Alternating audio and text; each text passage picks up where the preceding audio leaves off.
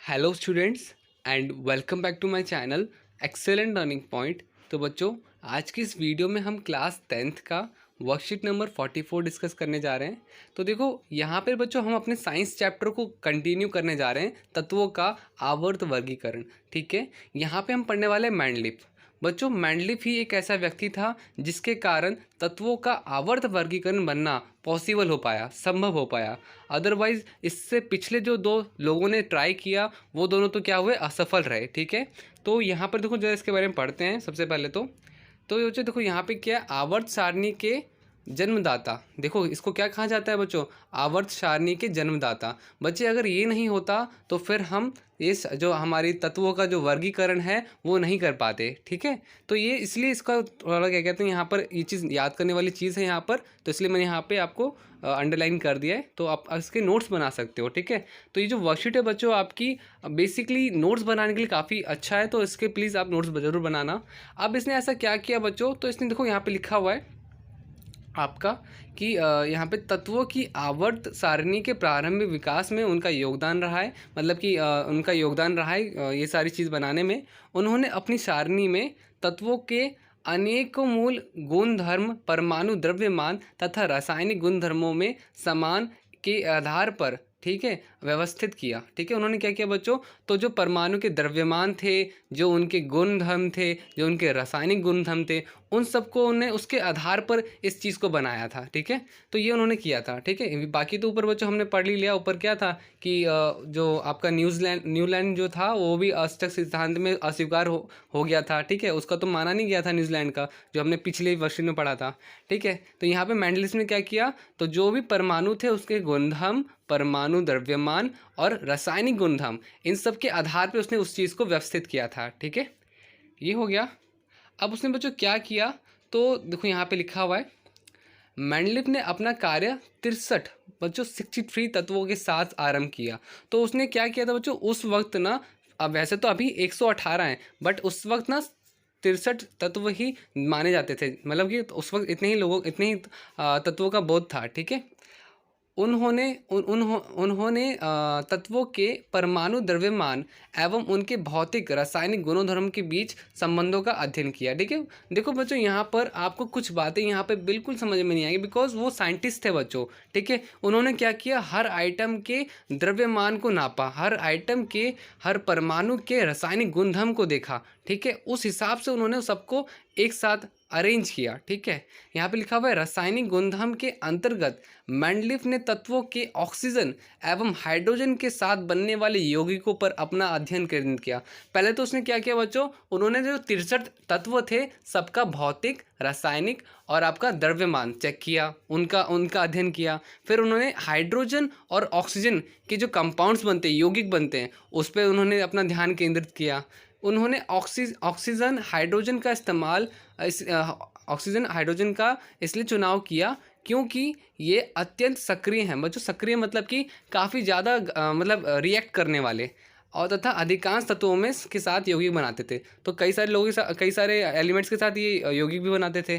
तो उसने इन सब चीज़ों के बारे में पढ़ा। ठीक है, तब जा करके उसने वो इस तरह की आपकी वर्गीकरण कर पाया वो। ठीक है, तत्वों से बनने वाले हाइड्राइड ऑक्साइड के सूत्र को तत्वों के वर्गीकरण के लिए मूलभूत गुणधर्म माना गया। ठीक है बच्चों, यहाँ पे बच्चों थोड़ा मेरे को पढ़ने में इसलिए दिक्कत हो रहा है क्योंकि आप देख पा रहे हो कुछ वर्ड्स ऐसे लिखे होते हैं जो थोड़ा सा के लिए, अब ये के अलग होगा, लिए अलग होगा, और तत्वों के वर्गीकरण, तो थोड़ा इसलिए बच्चों मेरे को माफ़ करना अगर कहीं कहीं पे मैं ठीक से प्रोनाउंस नहीं कर पा रहा हूँ, बिकॉज यहाँ पे कहीं कहीं पे देखो जैसे के सूत्र, जबकि के अलग होगा, सूत्र अलग होगा। यहाँ पे इस बार जो वर्कशीट आई हमारी ना, वो काफ़ी थोड़ी अजीब सी आई हुई है, इसलिए पढ़ने में थोड़ी सी दिक्कत हो रही है। तो आई होप आप सब समझ पा रहे हो कि मेरी प्रॉब्लम। ठीक है, तो बच्चों उसने क्या किया, सभी गुणधर्म वाले तत्वों को एक साथ रखने पर उन्होंने यह पाया कि अधिकतर तत्वों को आवर्त सारणी में स्थान मिल गया तथा वह अपने परमाणु द्रव्यमान की आरोही क्रम में व्यवस्थित हो गए।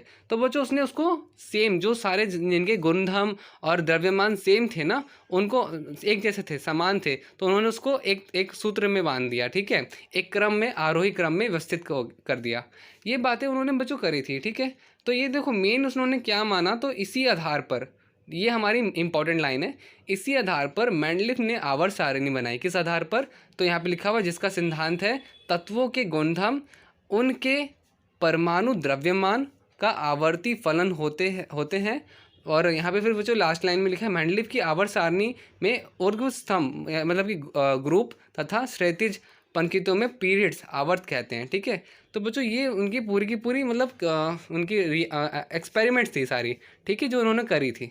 ओके बच्चों, तो इसी के बेसिस पे ना कुछ आपके पास उन्होंने ऐसे ग्रुप्स बनाए थे, ग्रुप 1 बनाया था, ग्रुप 2 बनाया था, ये देख रहे हो ये टेबल उन्होंने बनाई थी ऐसे पूरी। ठीक है, तो इसी के बेसिस पे बच्चों आपके पहला प्रश्न उत्तर है सारे, तो वो हम करते हैं। तो बच्चों आपका पहला प्रश्न है, मेंडलीव की आवर्त सारणी का उपयोग कर निम्नलिखित तत्वों के ऑक्साइड्स के सूत्र का अनुमान कीजिए। अब बच्चों आपको यहाँ पे पोटेशियम दे रखा है, कैल्शियम दे रखा है, ठीक है, एल्युमिनियम दे रखा है, सिलिकॉन दे रखा है, ये ऐसा ही है बच्चों, ठीक है, ऐसा ही सिलिकॉन दे रखा है, बेरिलियम दे रखा है। तो बच्चों आपको वहाँ पर देखना है, जो टेबल मैंने अभी आपको दिखाई थी उसमें से देखना है। तो जैसे पोटेशियम क्या है बच्चों, तो कौन सा ग्रुप है, फर्स्ट ए, ठीक है, फर्स्ट ए का धातु है, इसके लिए इसका संयोजक क्या होगा, 1 है, इसलिए इसके ऑक्साइड का सूत्र K20 होगा बच्चों। ये K220 मत लिख देना, ये K20 है, ठीक है, ऐसे लिखना है आपको। ओके, अच्छा, फिर बच्चों कार्बन कहाँ से बच्चों, आपको वहाँ पे दिखना पड़ेगा कौन से ग्रुप में है। तो कार्बन ना आपका 4th ए में है, ठीक है, किसमें, 4th ए का तत्व है, जिसकी संयोजकता 4 है तथा इसके ऑक्साइड्स का क्या सूत्र होगा, CO2 होगा। एल्युमिनियम बच्चों, एल्युमिनियम कौन से वर्ग में आएगा, तो 3rd ए में आएगा, ठीक है, और इसका संयोजक 3rd हो जाएगा, और इसके लिए इसका ऑक्साइड सूत्र Al2O3 होगा। मतलब कि बच्चों ये ए, मैं क्या किसी बात कर रहा हूँ, तो Al2O3 ऐसे लिखना है आपको, ठीक है। ये क्या कहते हैं, टाइप करने वक्त में ऐसा ऑप्शन नहीं आ रहा था कि हम उसे नीचे लिख पाएँ। फिर बच्चों सिलिकॉन, आपका सिलिकॉन कौन से वर्ग में आता है, तो ये भी 4th में आता है, ठीक है, वर्ग का तत्व है, इसकी संयोजकता 4 होगी, और सूत्र क्या हो जाएगा, SiO2।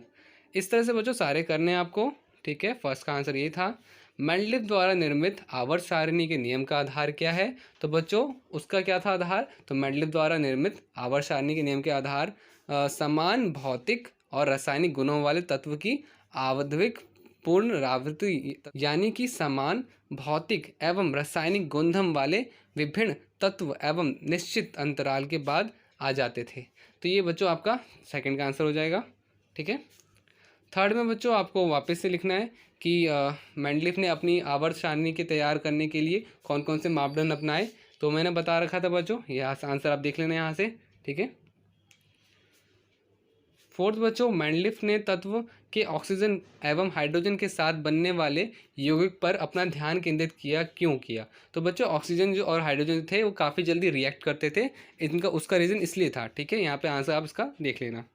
अब बच्चों लास्ट क्वेश्चन है फिफ्थ, पहले फिफ्थ देख लेते हैं, फिर फिल इन द ब्लैंक्स आपका। तो फिर पहले आपको फिफ्थ दिखा देता हूँ। तो बच्चों देखो यहाँ पे जैसे कि आपको दिख रहा होगा फिफ्थ क्वेश्चन, वाक्य को पूरा कीजिए, ठीक है। अब वाक्य को यहाँ पे दिख रहा होगा आपको, मेंडलीव की आवर्त सारणी में ऊर्ध्व स्तंभ को डैश तथा क्षैतिज पंक्तियों को क्या कहते हैं। तो बच्चों यहाँ पे आप आंसर लिख देना, समूह और आवर्त कहते थे, ठीक है। तो फिफ्थ का answer fill in the blanks आप पूरा लिख लेना, ओके। समूह वर्ग और आवर्त कहते थे। तो यही था बच्चों आज की पूरी वर्कशीट में, ठीक है। तो आज की वीडियो में बच्चों इतना ही था, बाकी मिलते हैं नेक्स्ट वीडियो में, तब तक के लिए bye bye and take care.